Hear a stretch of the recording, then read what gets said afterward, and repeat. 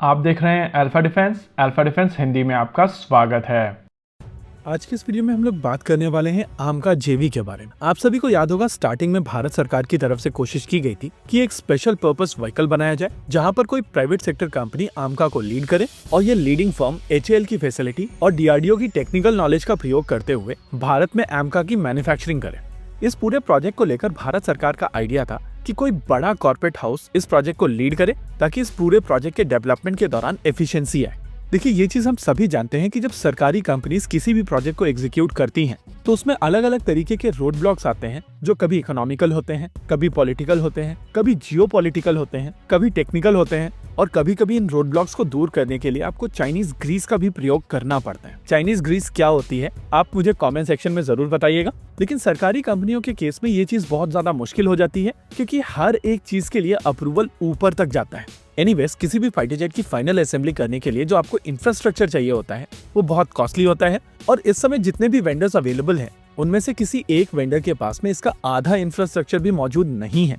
2 दिन पहले हम लोगों ने आपको वेंडर इवैल्यूएशन रिपोर्ट दिखाई थी जिसके हिसाब से इस समय देश में केवल 8 ऐसी कंपनीज हैं जो सब सिस्टम्स बना सकती हैं, बाकी फाइनल असेंबली के करीब कोई भी नहीं है। इस चीज को समझते हुए भारत सरकार की तरफ से इस पूरे प्रोजेक्ट को 4 हिस्सों में डिवाइड किया गया है और आइडिया है कि ये 4 अलग अलग वर्क पैकेज 4 अलग अलग प्राइवेट सेक्टर कंपनीज लीड करेंगी और फिर फाइनल असेंबली एचएएल द्वारा ही की जाएगी। ओवरऑल यहाँ पर एक जॉइंट वेंचर कंपनी बनाई जा रही है जिसमें 50% होल्डिंग एचएएल की होगी और 4 प्राइवेट सेक्टर वेंडर्स को आइडेंटिफाई किया जाएगा जिसमें हर एक वेंडर की लगभग 12.5% की होल्डिंग होगी। इमेजिन कीजिए कि आपके पास में 4 वेंडर्स हैं जिनके नाम है ABCD। यहाँ पर इस नई कंपनी में हर एक वेंडर के 12.5% स्टेक्स होंगे और हर एक वेंडर यहाँ पर एक वर्क पैकेज का ओनर होगा। चीजों को और ज्यादा डिटेल में समझने से पहले आइए समझ लेते हैं कि ये 4 वर्क पैकेजेस क्या होने वाले हैं। पहला वर्क पैकेज होगा फ्रंट फ्यूसलाज और लैंडिंग गियर का।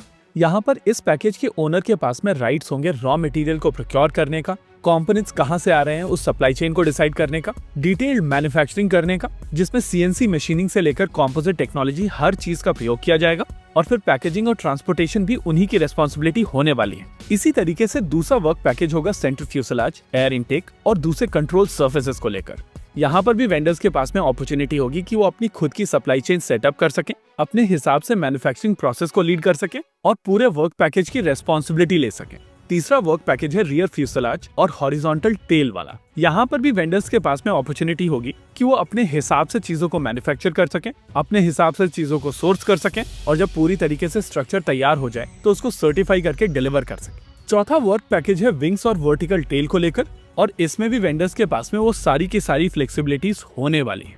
इसके अलावा यहाँ पर जिस एयरक्राफ्ट की बात हो रही है वो आमका मार्क 2 है और इसका प्रोडक्शन 2035 से प्लान किया गया है। शुरुआत में 9 एयरक्राफ्ट पर ईयर डिलीवर किए जाएंगे और 2038 onwards 10 aircraft per year deliver करने को लेकर बातचीत हो रही है।